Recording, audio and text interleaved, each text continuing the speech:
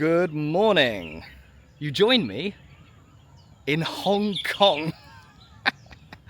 It's quite a far way from where we normally walk, but don't worry, this is the same old thing you're used to. It's a big walk we've got planned today across the width of Hong Kong. It is 8:30 in the morning on the morning of Chinese New Year. It's the 17th of February and this is New Year's Day here in Hong Kong, so gong hei fat choi to everybody. And it's the perfect occasion, therefore, to explore this magnificent city, this territory in depth. So my walk is going to take me across the width of Hong Kong, and we start here, just across the border from the People's Republic of China. Those skyscrapers you can see belonging to the city of Shenzhen, one of China's biggest tech hubs, huge city, and close to our start point. We can't get exactly to the border because it's a closed zone, but this lookout point is excellent. So we're going to start here and walk a distance of about 30 miles across the width of Hong Kong to the southern coast of Hong Kong Island, where we'll find an uninhabited island called Aberdeen Rock, on which there's a lighthouse that will mark the end of our walk for the day. I have no idea how this is going to go, to be honest, so we will see. But there's not much more to say other than let's get ready to walk. Yes, on the very first day of the new Year of the Horse in the Chinese zodiac, I readied myself for a gallop across the width of Hong Kong. A place world famous, not just for its rich landscape of mighty hills, thick jungles, ultra-dense urban areas and towering skyscrapers, but also for its population of more than 7 million proud Hong Kongers. And of course its long and riveting history, including more than a century as a British overseas territory. It's fair to say then that I would have everything thrown at me over the course of this walk, but the day began here in the northern reaches of Hong Kong, where I gazed across the border towards the Chinese city of Shenzhen and readied myself for the off. Okay, so it's 8:37 now, and from the border with China, Shenzhen just there, let's walk. Let's walk across Hong Kong and see how this goes. Happy New Year. And so the walk began, with more than 30 miles to go until my finish point on the southern coast of Hong Kong Island. To begin, the roads were quiet on this New Year's morning, and after making my way out of the village of Lok Ma Chau, I ventured onto the country roads, as I began strolling through the landscape of the New Territories, the largest and least densely populated part of Hong Kong.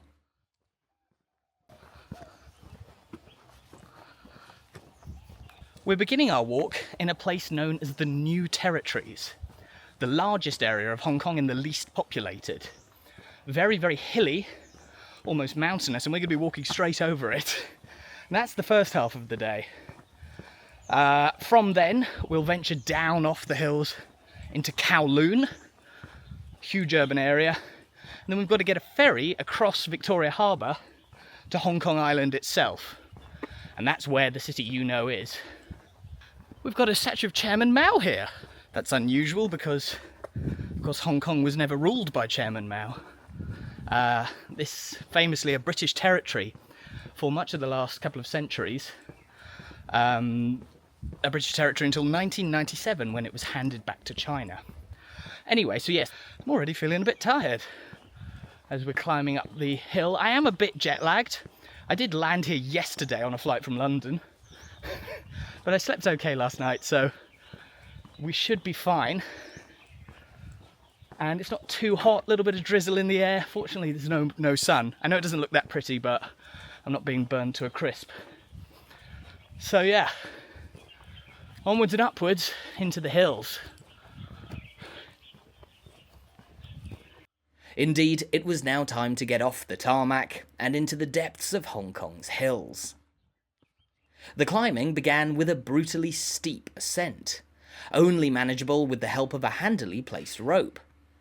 But after dragging myself to the top of this slope, I immediately ran into a severe problem.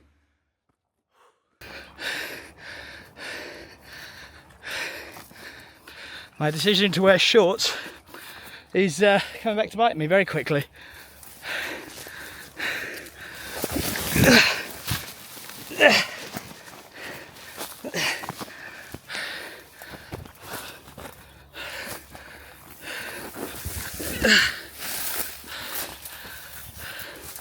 Terrible, terrible start. This is the path apparently. I don't know if there are snakes here. There may be. This is not the way. Okay, good. Well, I've got to climb back through that, but okay, good. At least that's not the way.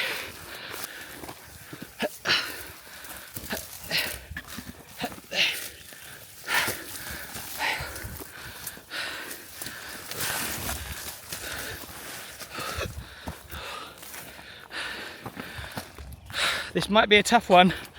This might be a tough one.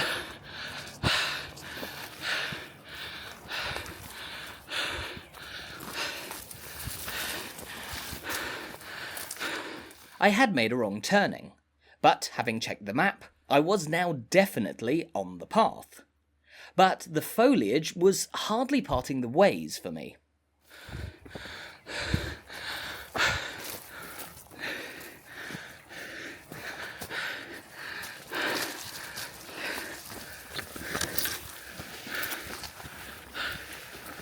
This can't be right.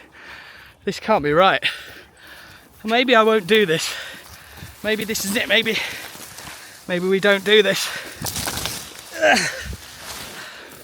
Where is the path? There's clearly a path.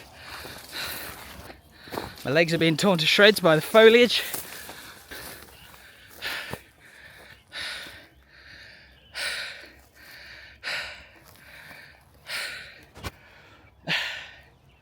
Well, if this is a sign of things to come, then we may have to abort. Sadly, because this is the path. This is the path. This is the Darling Pai or something. It does have a name, and we are on it. But look at that.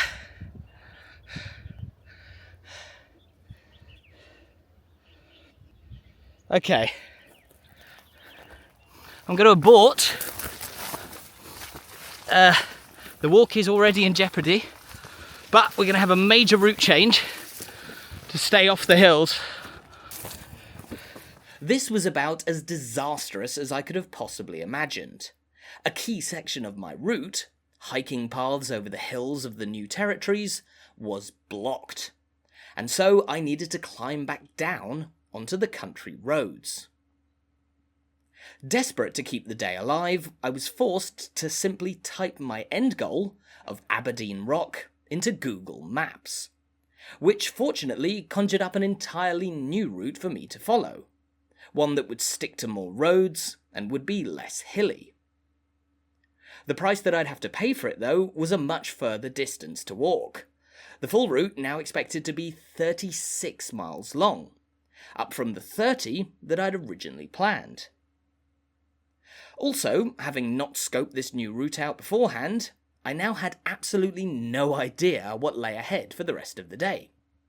But I wasn't going to let this hurdle get me down, as I began heading into the unknown, through a series of quiet rural villages.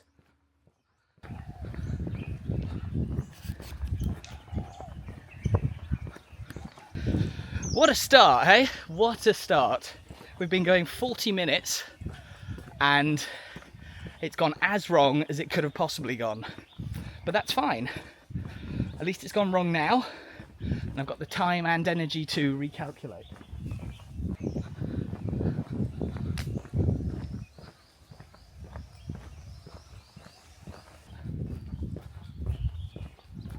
So at the minute we're walking through the village of Chung Lek, and there's lots of barking dogs about. It is obviously very quiet because it's Chinese New Year. Imagine walking around your local village on Christmas Day and it would just be empty. That's the same kind of thing. Not many people out and about. So it's nice and quiet here at the minute. And fairly scenic. You know, look at this.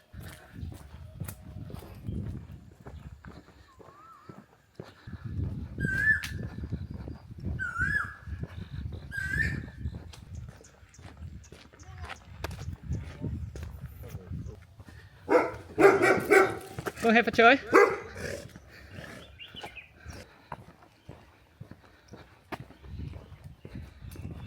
This is the village of Keng. Quite a big village as far as I could tell from the map. Again, very quiet. Christmas Day, Chinese New Year. But I'm really starting to get into the swing of things here. Loving how flat it is. I'm not going to complain about that. It's a shame not to be in the hills, but I think we've got it bang on. Certainly, after the worst start imaginable, I was really starting to settle into my new route across Hong Kong, strolling through village after village in the territory's northern reaches. I was enjoying the tranquility of these rural streets, and, amidst the peace and quiet, I began to reflect a little on the story that made Hong Kong the place it is today. We might as well talk about it now. Hong Kong, as you probably know, for a lot of the last 200 years was controlled by the British. After the Opium Wars between Britain and China in the mid-19th century, Britain took control of Hong Kong. Great strategic value, of course, for the growing empire at the time. And eventually, Britain took control of it officially under a lease from China, a lease that eventually expired in 1997. So Hong Kong was handed back from Britain to China just under 30 years ago, in 1997. But of course, as you can see around, much of the territory was developed under the British. And so they still drive on the left here, for example. A lot of English spoken and on signs. And we might even see a few post boxes or phone boxes. We'll see. There is indeed plenty of eye-catching British heritage to be found all over Hong Kong.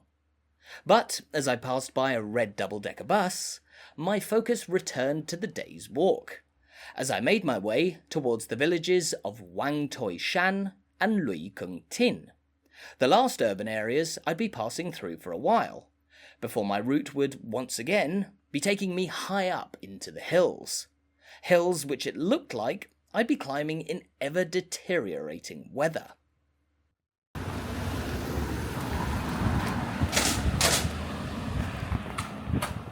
The drizzle is sort of getting a bit heavier, a bit more wind.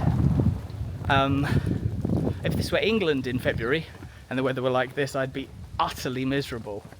But honestly, this is, for walking, for me, this is perfect. It's really not too hot. This is really pleasant. Would like to see a bit of sunshine later in the day if possible, to really show you how beautiful this place is. But this is good for the time being. And remember, we've got a long, long way to go.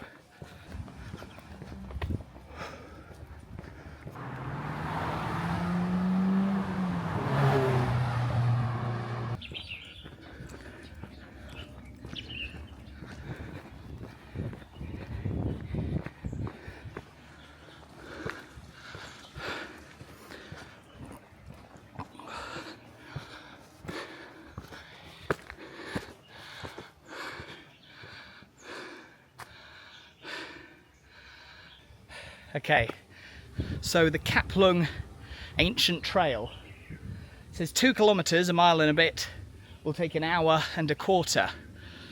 That just shows you how steep this could get. But it is a proper trail, so we're not going to end up in the situation we did at the start of our walk. Let's go! Let's walk! I was very glad to finally be on a passable hiking path. But this wasn't going to be simple. This ancient trail, accordingly forged by village merchants who carried their goods over the hills towards the ports further south in Hong Kong, would be taking me more than 400 metres up into the sky. And as I panted my way up the stone steps, I could soon tell just how far I had climbed.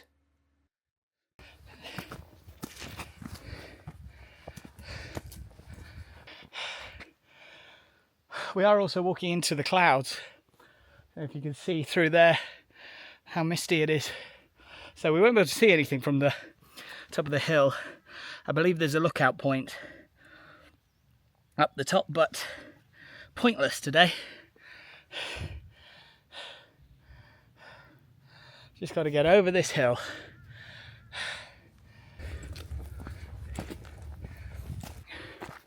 Actually, I just mentioned that we're walking into a cloud and I can feel it. I can feel the temperature around me dropping like a stone. I'm getting the shivers almost in my t-shirt and shorts. Fortunately, I'm sweaty. Everything comes in handy, but yeah, it's getting very, very misty in this dense woodland.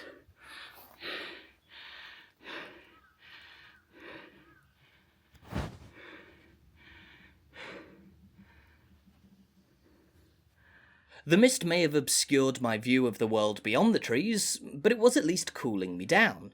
Just enough to help me further and further up the steps towards the top of the Kowloon trail. When the terrain finally flattened out, I found myself in a country park, frequented by groups of people enjoying picnics and barbecues on what was, up here at least, quite a frigid New Year's morning. I pressed on past the parties though, and followed yet more fantastic trails through mile after mile of enchanting woodland, punctuated by the odd small hilltop village, until, eventually, I caught my first glimpse of Hong Kong beyond the countryside.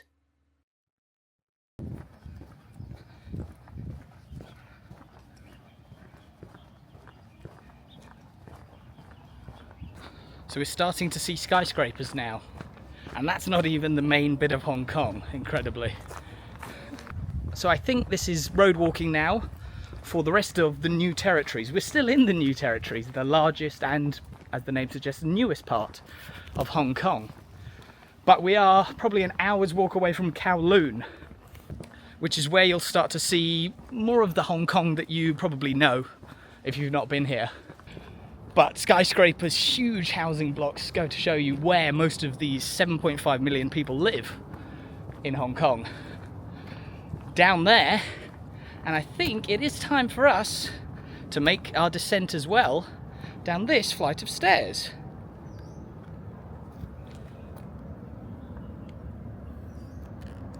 Indeed it was. Here, I made my way down another couple of 100 metres into the area of Tsuen Wan, passing by a lively local temple as I entered Hong Kong's dense urban streets. From here on out, the route would be taking me deeper and deeper into the city. I'd be making my way out of the new territories and into Kowloon, a huge city in its own right, home to more than 2 million people, where I'd be making my way along bustling streets and between towering skyscrapers towards the Star Ferry port, a significant milestone that still lay about 10 miles away, but where I would be catching the ferry across the waters of Victoria Harbour towards Hong Kong Island, where I'd then be taking on the final leg of this already epic walk. Back in the new territories, though, I felt a little sad to have left the countryside behind, but at the same time eager to press on through these new streets. Streets that, admittedly, weren't quite as easy to navigate as I'd been hoping. Okay, now we're entering the urban area. We're not going to get stuck in the wilderness, but navigation is actually going to get harder because Hong Kong is one of these places, Japan is another, where you have public sort of paths that just go through buildings. And I think this is one of them.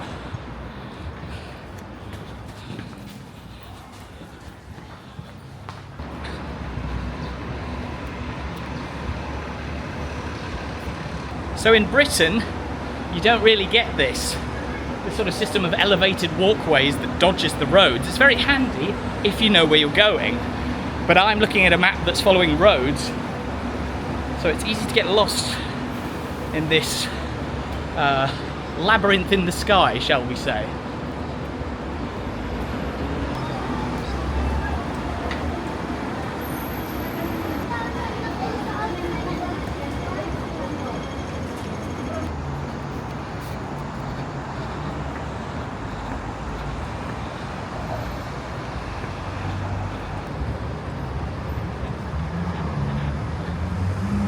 Let's see if this works.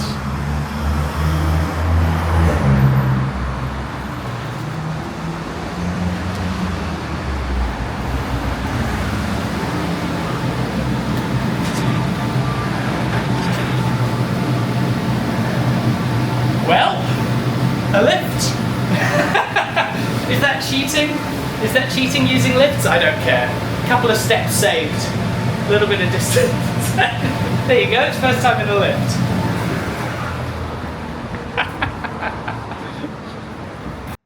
Clearly, having been on the go for about 5 hours now, I'd grown delirious enough to find the concept of riding in a lift absolutely hilarious. But no matter, I was making great progress now along the streets. And soon enough, I found myself approaching the border between the new territories and Kowloon, where I planned to take a rest in a local park before pressing on. But not before I spotted something that I'd been looking out for all day.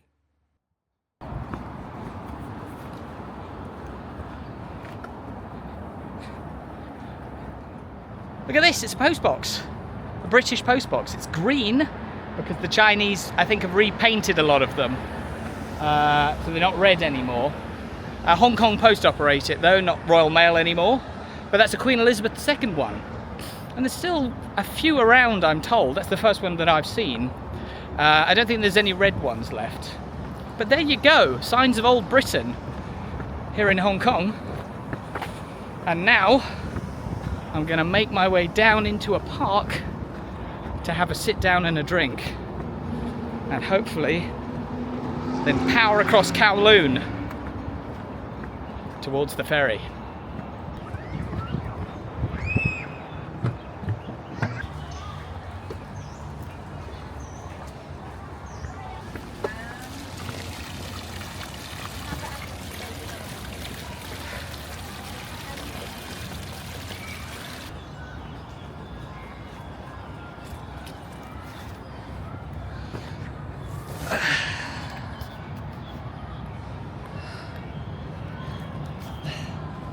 Well, that's a seat.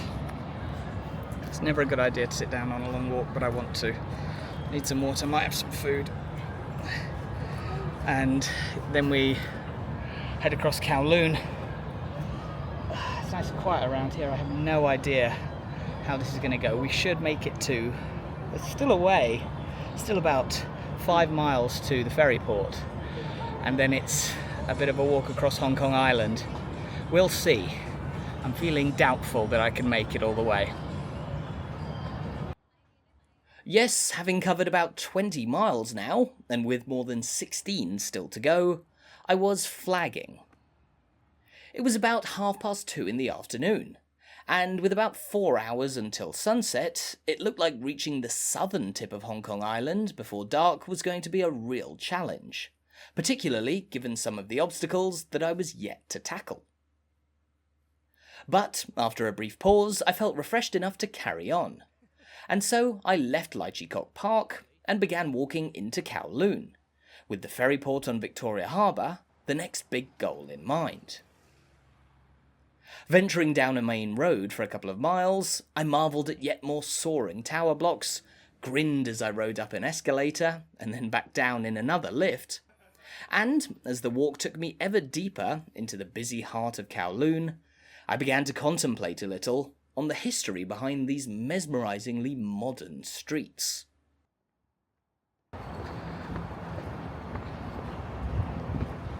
Okay, so this is Kowloon proper. Now Kowloon, the name means 9 dragons. Jiulong in Mandarin, Kowloon in Cantonese. And the story goes that the name comes from the 8 hills of Kowloon. Now that makes no sense, of course. 9 dragons, 8 hills. Apparently it was a young boy, a local emperor possibly, who named himself the 9th hill, the 9th great peak of the area. And so Kowloon became known as 9 dragons, 8 hills, and a precocious, shall we say, young boy. So, This is a bit more the Hong Kong that you probably know from the film, certainly, that I know.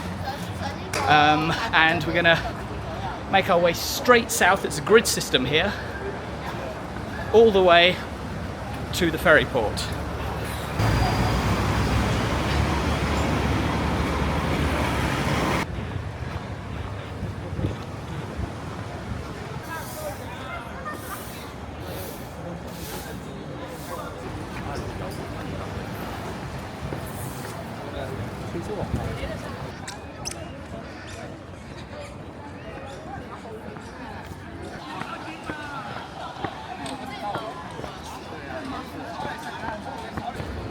I think they're gearing up for some New Year's parades with all these barriers.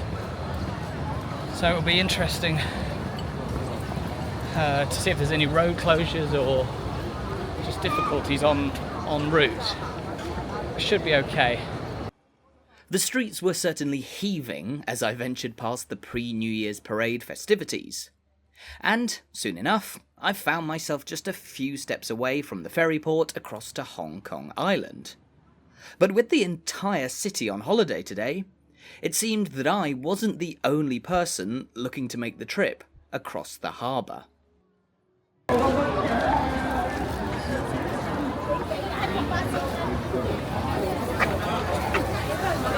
This pace is excruciating, but we are at the ferry port. You can see the harbour here.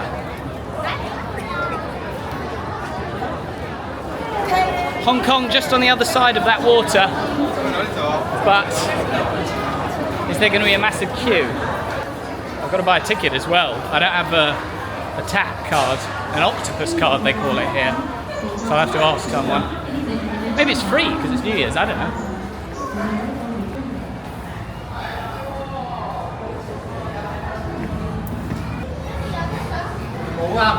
Well, everything's coming up Millhouse. It's free! Because it's New Year's Day. Well, that's a win.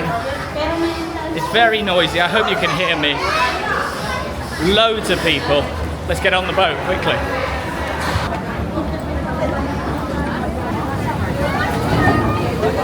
On board, I was lucky enough to nab myself a scenic position looking towards Hong Kong Island. And, as the boat pulled away for the short hop across Victoria Harbour, my attention turned towards the final leg of this epic walk. When reaching the port on the other side of the harbour, I'd have to make a dash across Hong Kong Island towards my end goal at Aberdeen Rock, roughly 10 miles away. However, things weren't quite that simple, because after tackling the streets of downtown Hong Kong, I'd have to find a way over the hills that loom large over the city's skyline, before dropping back down towards the island's south coast. And, still playing the day's improvised route by ear, I had two choices. I could either avoid a big climb by venturing eastwards away from central Hong Kong, through the upmarket district of Wan Chai, and around the hills, though this route would be at least 2 miles longer.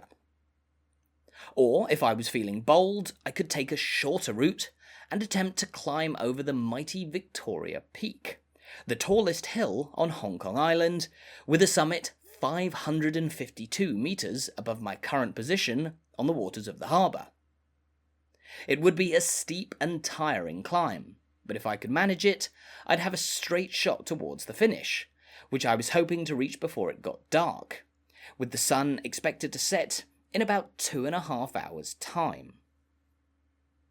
This crucial decision would be coming up shortly, but for now I gazed out from the ferry towards the eye-catching skyline of Hong Kong, a city which began life as a sparse area of fishing villages, and which now boasts the greatest number of skyscrapers on the planet. As well as the scenery, this brief 5-minute hop across Victoria Harbour was a welcome chance to rest my legs 26 miles into the day. But soon enough we pulled up to the dock, and it was time to begin the final push, the walk across Hong Kong Island.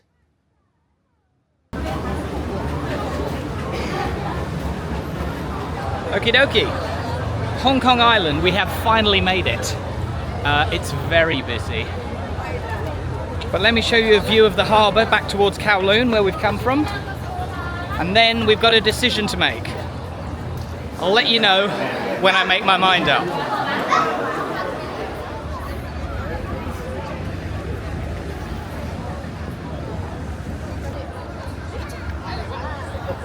Venturing into the beating heart of this bustling city, I followed the crowds through footbridges over the main roads, past delightful symbols of Hong Kong, and reminders of home too. Before I reached decision time. Was I going to take a longer but easier route to the finish, or was I going to go for it over the city's tallest peak of all? I am going to go for it. I'm going to go for the massive climb, possibly busiest route, over Victoria Peak. I was about to say I'm going to play it safe and go round, but it looks like it's going to take a lot longer. So that's going to take us straight up and over, hopefully, down to the village of Aberdeen. Now I'm contemplating finishing there. I might not be able to reach Aberdeen Rock before sunset. Sunset's at about 20 past 6 and it's 4:30 at the minute. So we'll see. But we've got lots of climbing to do over the next hour or so, I think. And so the climb began. Leaving the central few streets of Hong Kong, the terrain began to rise steeply, as I made my way up past houses, through the trees, and under huge flyovers towards the so-called mid-levels, where I found the road up towards the top of Victoria Peak. I can't deny that this was an exhausting ascent, my motivation hampered somewhat by the fact that I was now being overtaken by fellow tourists also climbing the hill, but who admittedly may not have started out from the Chinese border. Nonetheless, I pushed on and on up the steep slope, often pausing to catch my breath and take in what there was of the foggy view down towards the city below. And, eventually, I approached the top of Victoria Peak, a gorgeous natural landmark where I could surely relax and recuperate away from the hustle and bustle of this busy city.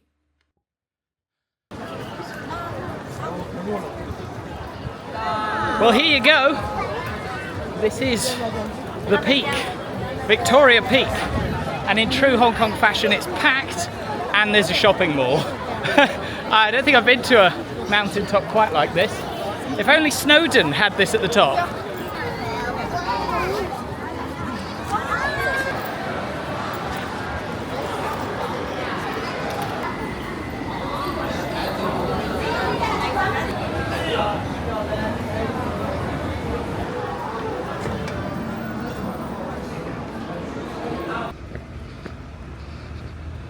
Well, I've got away from the main crowds, and I was warned the Victoria Peak would be really busy on New Year's Day, and it was.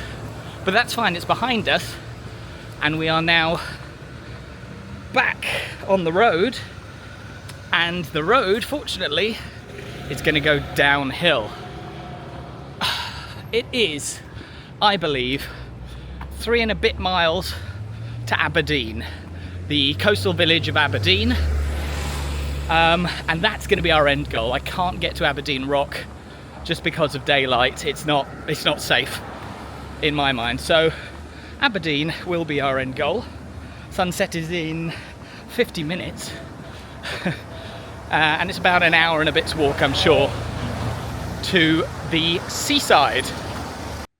Yes, having quickly sped over the top of Victoria Peak, the end was now in sight.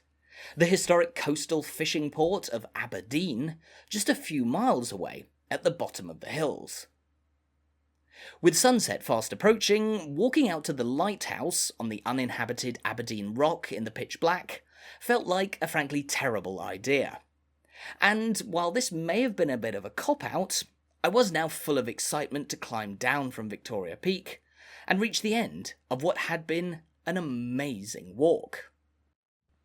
Having started out more than 30 miles away by the Chinese border, I'd traversed all that Hong Kong had had to throw at me.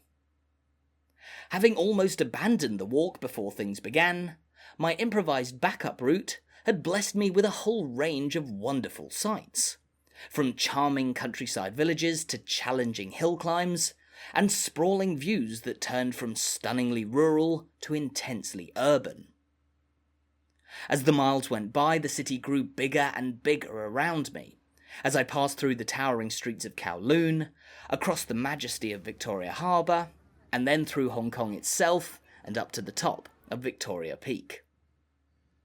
For me, the day had really felt like an adventure across the width of this riveting, stunningly varied, and endlessly spectacular territory.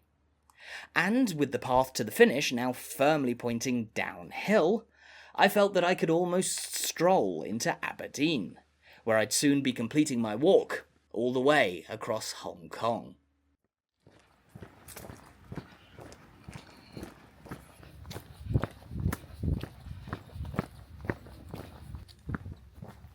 Hang on, I think this is a sign.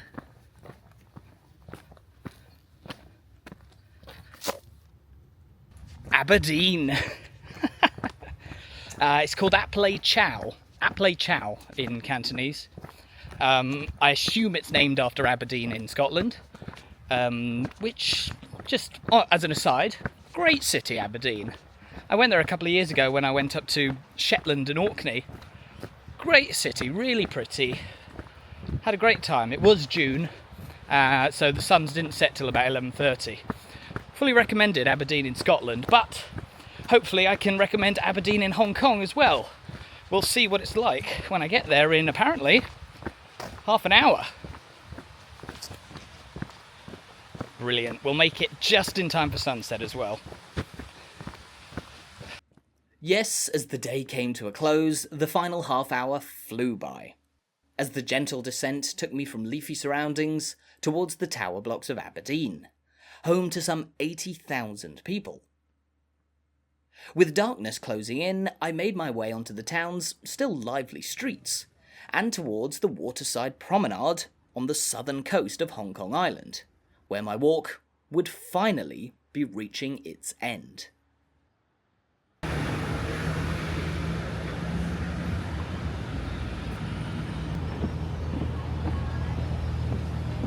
I am going to clock off here.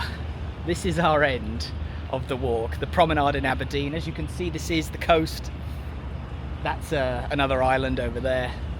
So this is the southern coast of Hong Kong Island. We've crossed Hong Kong, all the way from the Chinese border, near enough, through the new territories, through Kowloon, across the city of Hong Kong, over Victoria Peak, and down to here, just as the sun is setting.